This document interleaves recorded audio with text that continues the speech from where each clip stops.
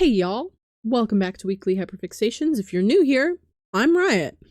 And this week, we're kind of just having a silly, goofy time. I've been really busy, so this really is a culmination of everything that I saw this week, and it's not just things I hyperfixated on, it's just things I saw this week, because I feel like that will convey to you how little I was paying attention to things that were not theater this week, basically. So let's get into it. Actually, a quick announcement. Next week's episode, I will be in the different background than per usual. But aside from that, should be a fairly normal episode next week. Very chillin'. I just wanted to let y'all know. And if you're new here, that happens on occasion if I am house sitting, basically. Let's go ahead and get started. There's honestly not a huge amount this week. I did want to touch upon pretty much everything here is like video game or like show related, save for one thing, so I guess we'll start with that.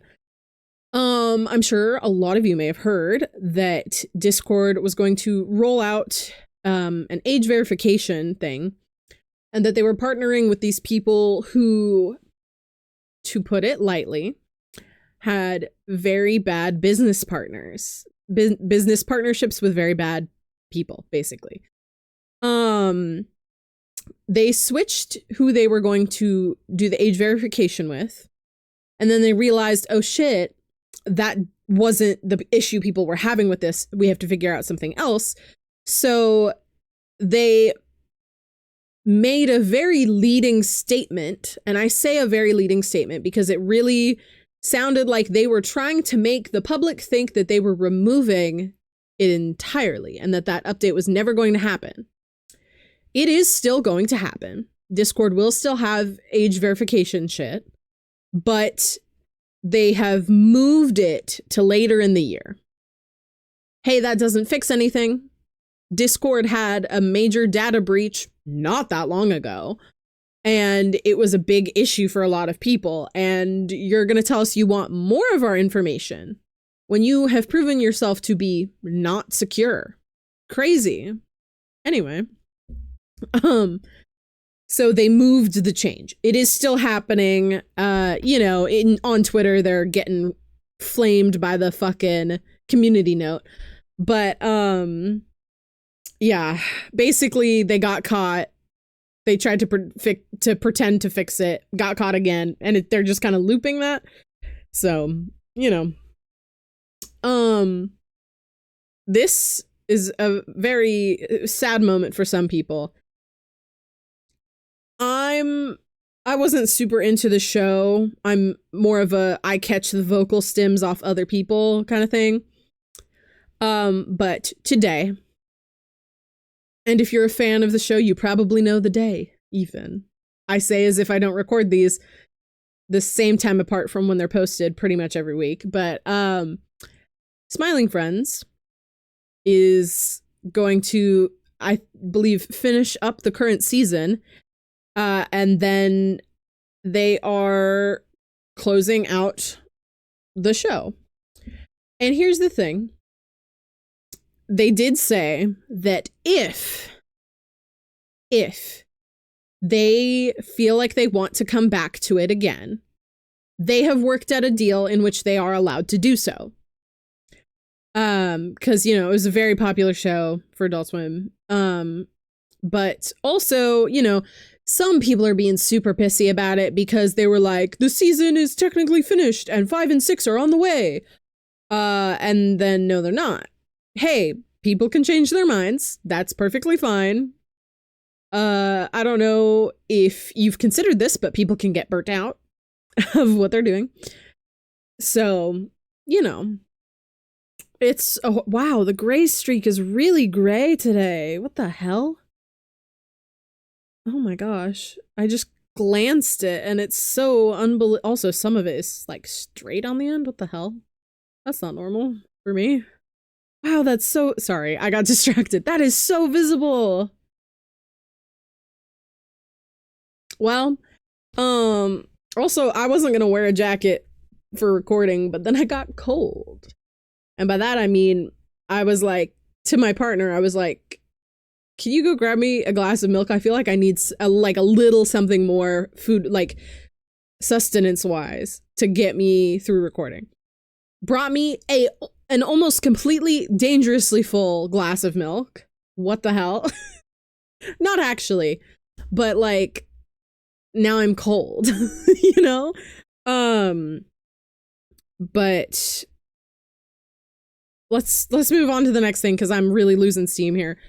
Now this is probably the thing that I would have talked about regardless of what I paid attention to this week, which wasn't much, but I would be talking about this anyway.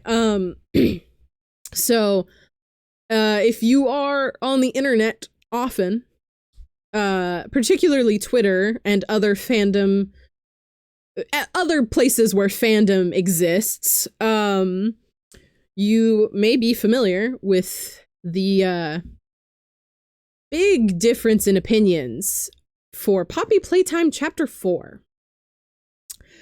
I want to preface this by saying, hey, I don't go there. Not my fandom. Some of the lore is like kind of interesting, but here's the thing. And I did form my opinion of it prior to watching this specific playthrough that I'm going to talk about.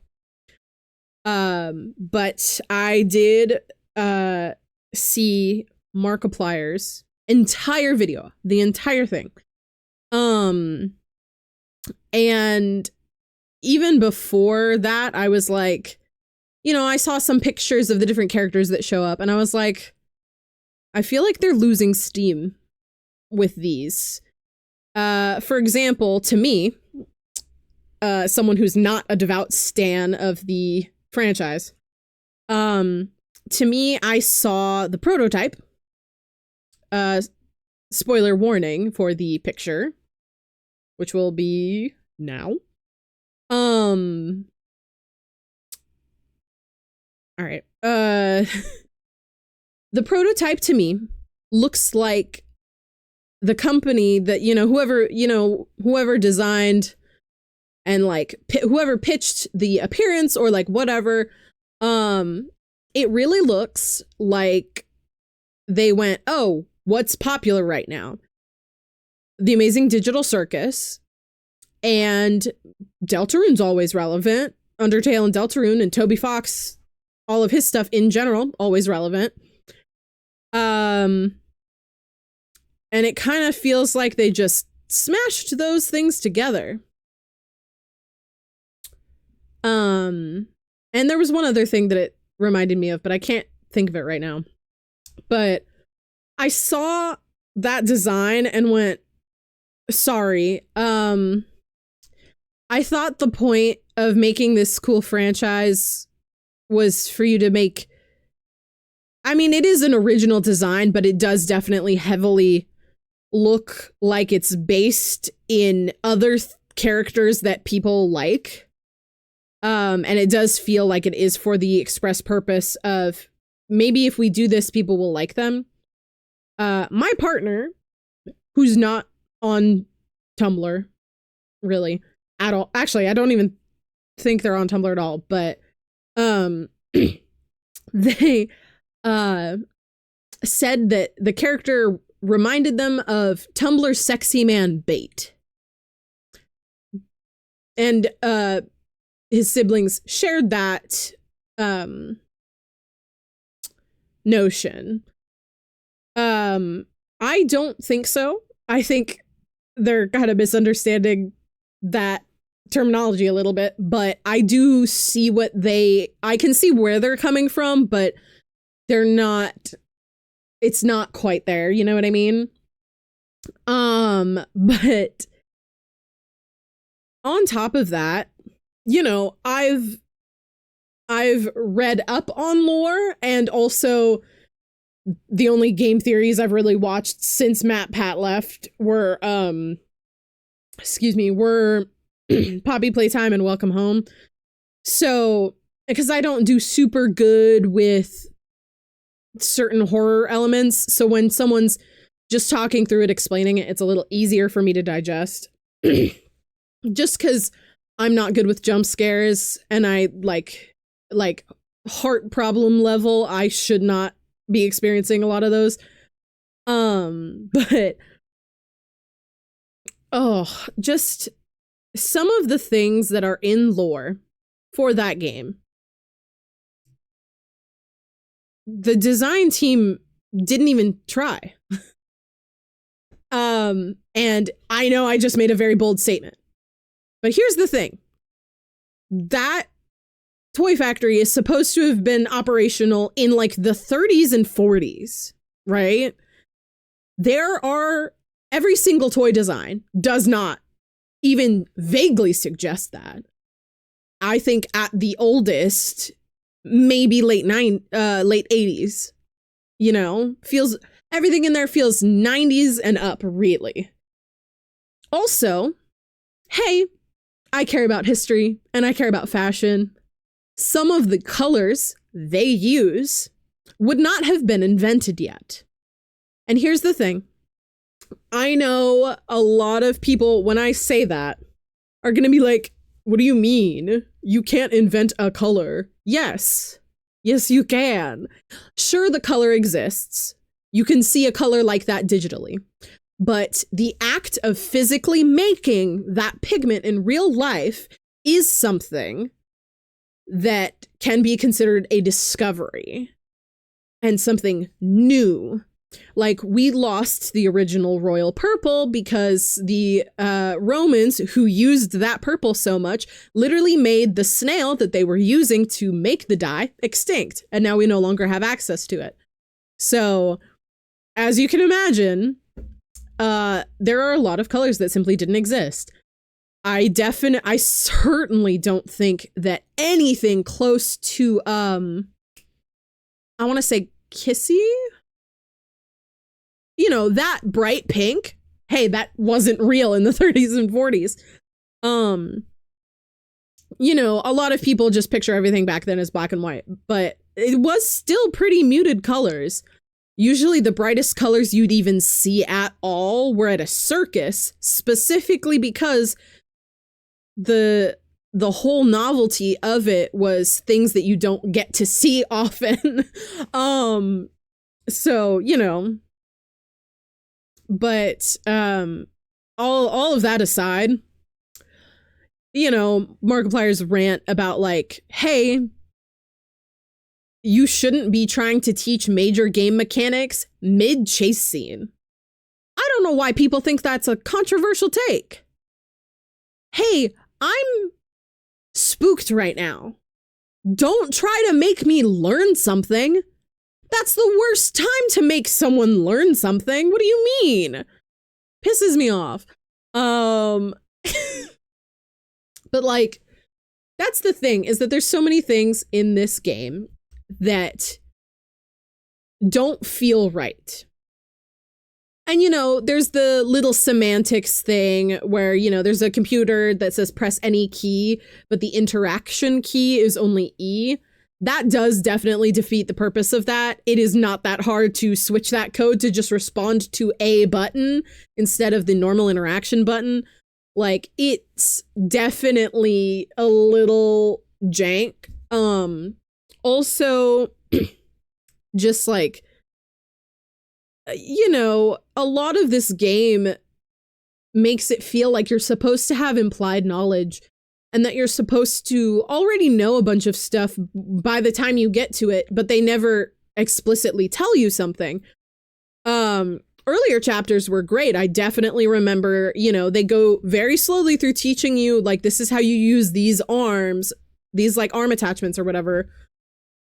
But then at the same time, there's not a lot of instruction about, like, particularly that last scene, but Like, again, you shouldn't be trying to teach a key game mechanic out of nowhere during something where you're supposed to be going as fast as possible. The hell?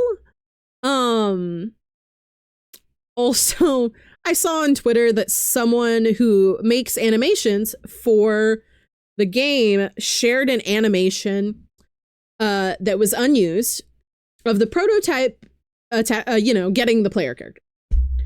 And hey, that was cooler than pretty much everything I saw in the game. There's another new character in this one, and she's a great design. She would be absolutely so cool.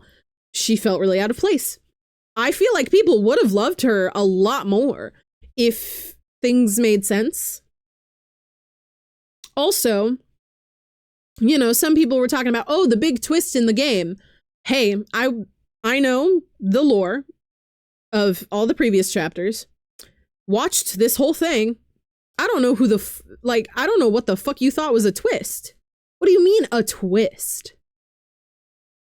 Was it that new character and the lady on the screen have the same voice? Or, sorry, are the same person? Because, like I just said, they have the same voice. It's not that hard to tell. Just little things like that where it's like, who approved of this? Who let this through? Who didn't double check this? What is going on? Also, there was another new character who really just felt shoehorned in. And there's a moment in this chapter where it really feels like the end of the game. And then magically you're fine. And everything continues as if that didn't just happen. And that doesn't make any sense. And I am being vague on purpose just in case. Also, and this isn't really a spoiler to my knowledge, but there are electric showers. This is a facility from the 30s and 40s. There's also no reason for them to have that. They're also not the same as any decontamination chamber, which is what I thought it might be for. Maybe it's for a decontamination thing. No, it's not. So what the hell is it for? It really just feels there's so many elements that just feel shoehorned in. It's like we're looking at a beautiful game that started falling apart, and they just kind of put duct tape on the parts where it was breaking and said, yeah, it's probably fine. No, it's not. Anyway. So as you can imagine, not a fan. Or I think it was chapter 4. Maybe it was chapter 5. It was chapter 5. I'm stupid. I don't know why I said it was chapter 4. I wrote down the wrong number in my notes, even though I was literally looking at a thing that said chapter 5, because I was looking for pictures, which I try to do sometimes before getting to the editing stage. Anyway, I also wanted to talk about, and I did mention it by name in the rest of that previous rant, but Gooseworx deleted her Reddit account because there were people who call themselves fans that were bullying her for giving too much spotlight to Pomni and Jax. Pomni's the main character. You're complaining about the main character being the main character? Are you stupid? Genuinely. Like, and of course, immediately a tweet from, I think, 2022 resurfaced of Gooseworx tweeting, if you guys end up being really shitty to me, I'm going to make this terrible on purpose. And I really hope that Gooseworx delivers on that, because fandom culture has gotten so fucking insane that it makes me pissed off, because you can't, it's not like, 2014 Tumblr where you could be like, oh, I'm a fangirl, and people would kind of know what that is.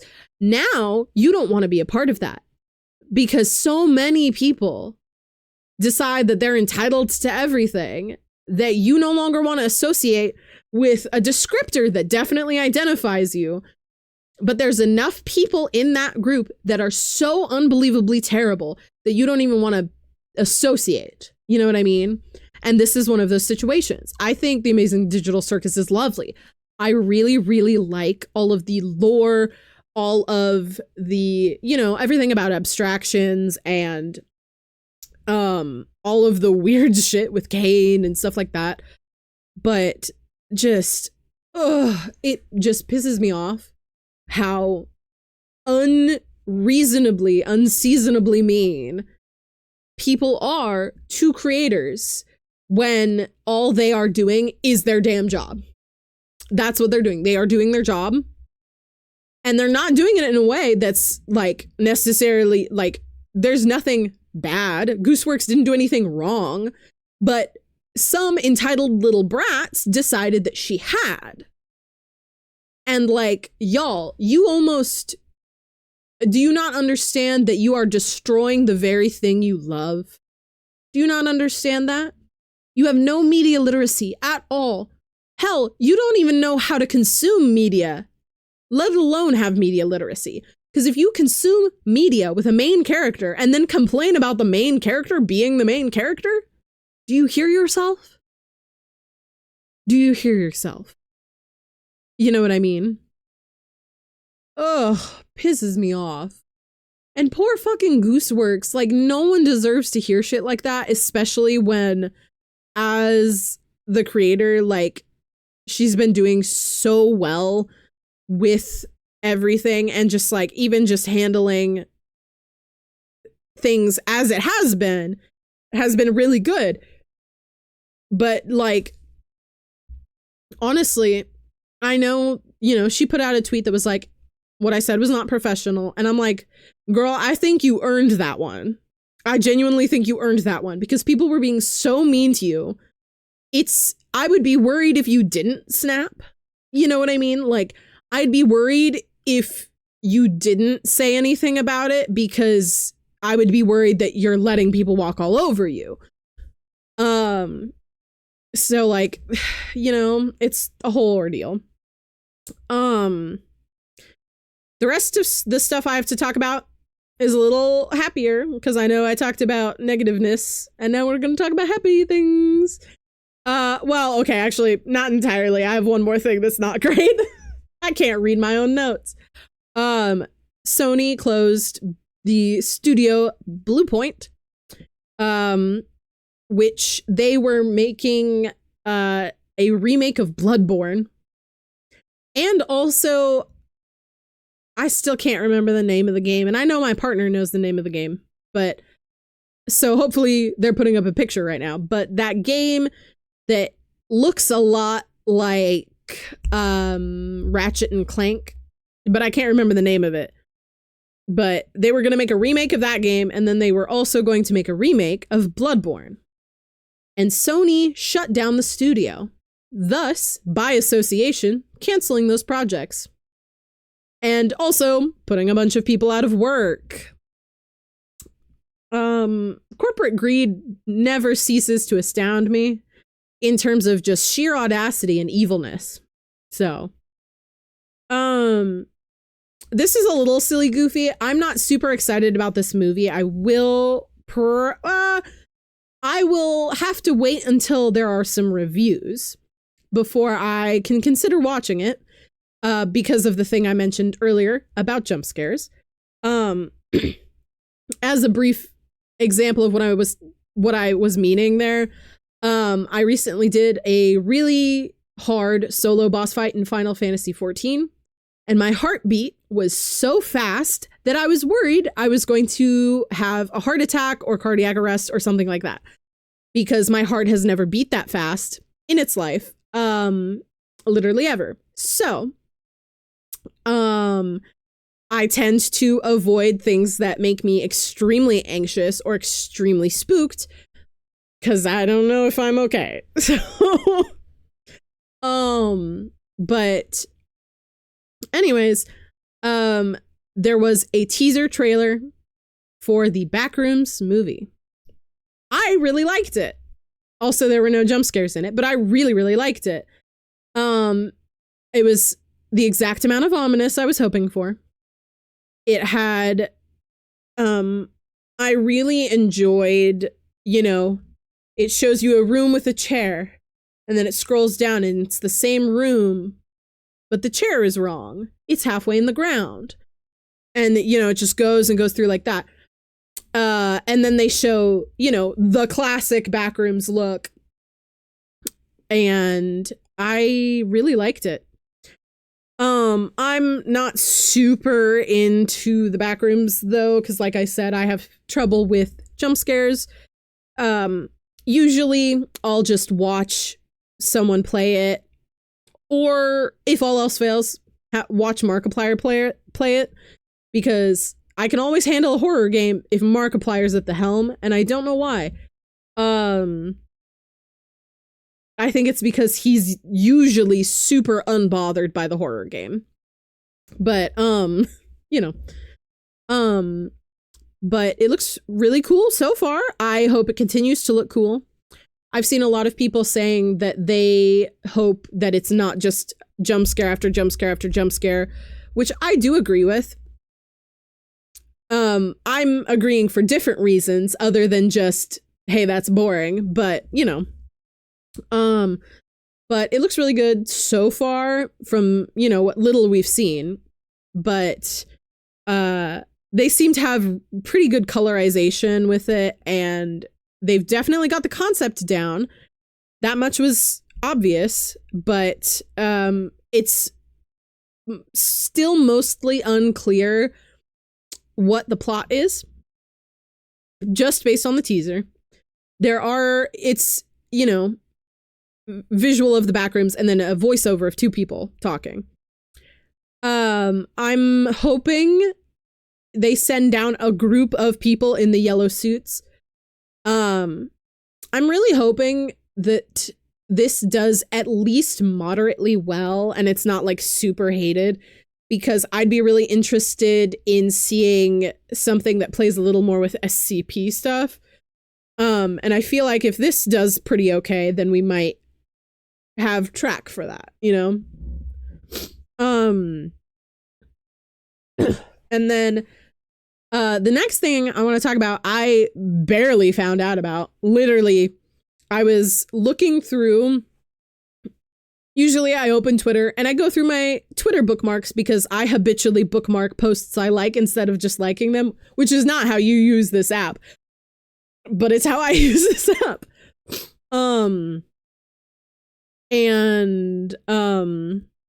I came across, I follow a couple people who are into Final Fantasy, and their favorite character is Prompto from Final Fantasy 15. And they were posting renders of him I've never seen before in my life. And I was like, what the hell is this? Enter, and this is a crazy name for a game, by the way, mobile or not, it is a mobile game, but Dissida Dellum Final Fantasy. It's a mobile game. I'm still not sure what kind of mobile game. It is only up for like pre-sign up stuff. And it appears to be a gacha game, of course. And it's got like all the, by the way, crazy splay of characters, and I don't remember all of their names. You know, of course, we've got Cloud. Gotta have Cloud. We've got Lightning and Terra and Renoa, I think is her name. What is that guy's name? I want to say it's Tantalus, but that's just because that's what his clothes are called in Final Fantasy 14 that you can get. But he's the guy who's got the like cat tail ? But otherwise he looks completely like a human. And then from Final Fantasy 14, they picked Gaia of all characters. Which is such an interesting choice to me. But they picked Gaia,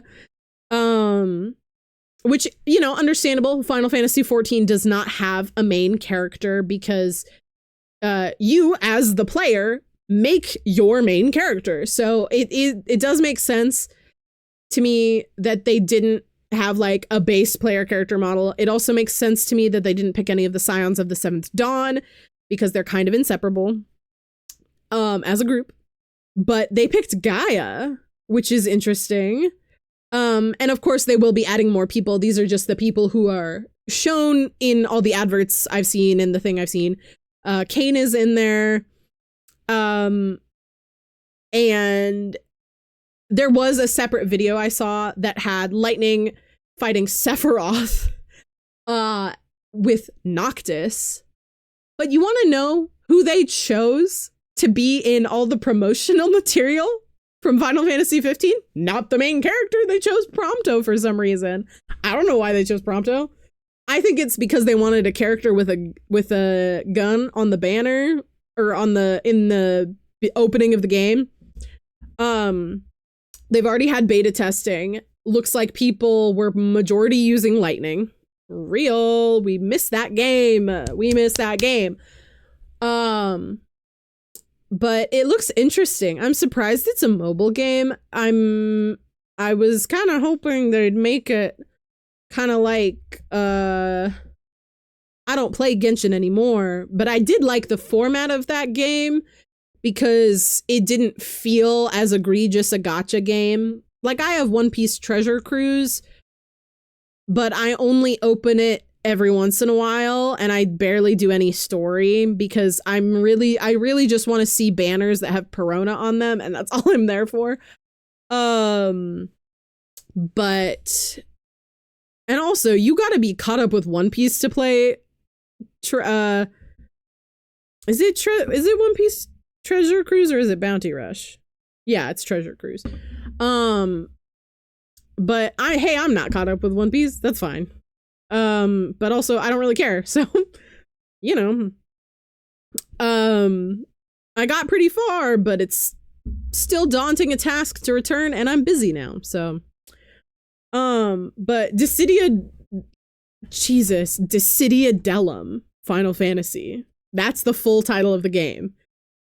Thankfully, you can just abbreviate that to DDFF, but oh my Lanta, that's not it.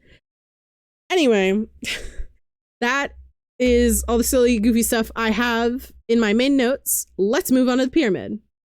This week, it's all silly, goofy. I had a hard time picking something for the pyramid. Well, I actually had a hard time picking every single slot. My partner had to help me a bunch. But oh my goodness, it's whew.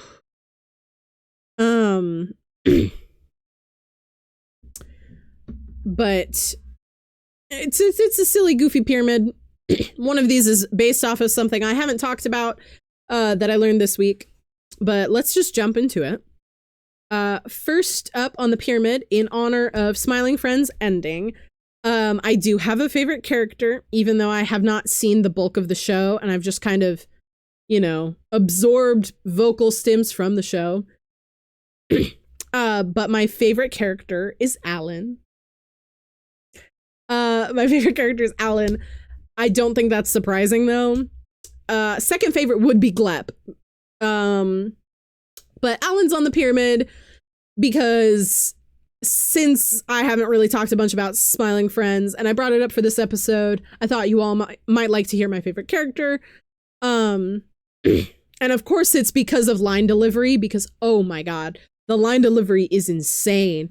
But I just wanted to put him on the pyramid because he's very silly and very autism. And I appreciate that a lot. As if the whole show isn't very autism coded, but you know. Next up on the pyramid is the Pokemon Blastoise. Now, you may notice I didn't talk about Pokemon at all this episode. Crazy, right? I watched a video of someone going to Pokepark Kanto in Japan, just filming them walking around the park. And it panned over to Blastoise next to a fence. And Blastoise was shorter than the fence. And I went, now hold on. Why is it so small? I thought these were supposed to be life size. I bring up the Pokedex. Blastoise is 5'3". Blastoise is 5'3". Blastoise is smaller than me. What the hell? Oh, and for reference, Charizard is 5'7", so Charizard's my height. Charizard is my height, y'all. Charizard's my height, which is crazy. I would have figured a Charizard would be at least 6 foot. And then Venusaur is 6'7". You know, Venusaur may look like the smallest Pokemon when you're looking at their Pokedex pictures, but actually he's the biggest one. So I put Blastoise on the pyramid because I wanted to share that fact with you all, because what the hell? That doesn't sound right, but it is. I'm baffled, bamboozled even. Hello? So that's why Blastoise is on the pyramid. Next up on the pyramid, and technically was the last addition to my list for who was going to be on the pyramid, because I was trying to find something else that was a little more relevant to this week. Couldn't come up with anything. So my absolute favorite from Final Fantasy 15 is on the pyramid. It's Prompto Argentum. I mean, as you may figure, Prompto's a silly, goofy guy. Also voiced by Robbie Damon for the English voice. Which was not my first encounter with him. And okay. It was technically my first encounter with Robbie Damon's voice, but I didn't know it was him. And then I was watching Critical Role, and I was watching Campaign 3, because I was watching Campaign 3 before Campaign 4 started. And Dorian did the little whistle, and I went, now hold on. And he didn't even change it. He didn't even change the whistle. He did the exact thing. And I was like, oh, now hold on. You're the guy. That's you. So that was really funny. But Prompto's on the pyramid partially because of that name is crazy. Partially because of Dissida Dellum, but also that game is set in modern day Tokyo. Crazy. Particularly for Gaia, but you know. But Dissida Dellum, he's partially on there because of Dissida Dellum Final Fantasy. Also partially on there because he's my favorite character from Final Fantasy 15. Followed by Ignis, then Noctis, then Gladio. You can tell I'm not super keen on Gladio, but meh. But that's why Prompto is on the pyramid. Silly, goofy little guy. The teaser trailer for Dissida Dellum starts with Prompto's camera zooming in on Kane, who's on top of a building, which is really cool. But that's why Prompto's on the pyramid. Next up on the pyramid is another person I haven't really mentioned. Maybe I mentioned him last week. If I did, it was functionally in passing. I've been playing a lot of Tomodachi Life original in preparation for the new Tomodachi Life, because I never played the original. So now I'm like, I should get that in before I move on to a completely new game. I should have some frame of reference for what I'm doing, so I don't have to completely learn a new game with the new one. I'd like to see the old one. I'd like to see a little bit of it. I've also been watching a lot of a particular streamer known as GH Coffee, Miss Coffee, and who's excellent, by the way, highly recommend, who's been getting really popular for their Tomodachi Life videos. I believe their first video in the series was what was recommended to me first. And of course, they're just all VODs. And I have gone back and I've rewatched a couple different games, like America's Next Top Model, things like that. Super attached to the way he just is. Excellent soundboard, by the way. I'm envious of that soundboard. That is an excellently put together soundboard. But JH Coffee's on the pyramid because, well, yes. Where am I? You know what I mean? But GH Coffee's on the pyramid because that's who fully convinced me, okay, I have to play this game myself. Because I need to do this myself to kind of get a feel for the game before the new one comes out, because I do want the new one.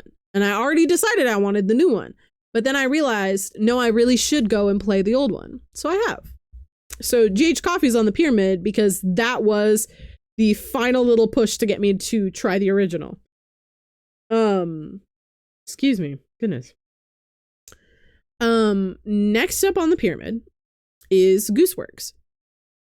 Predominantly because I don't think anyone should have to face that kind of treatment for something that like you carefully crafted by hand and you're really passionate about.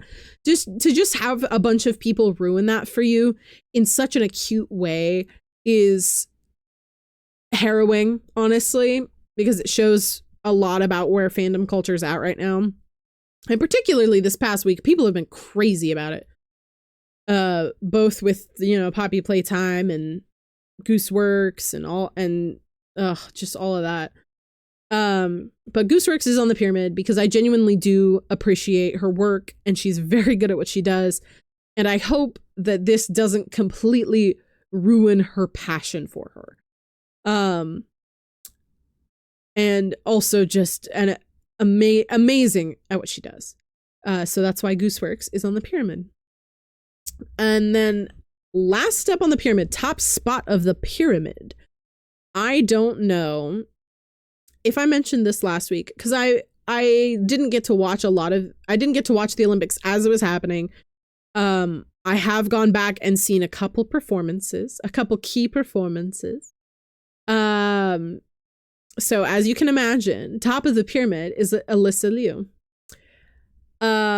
She is a little bit younger than me. She won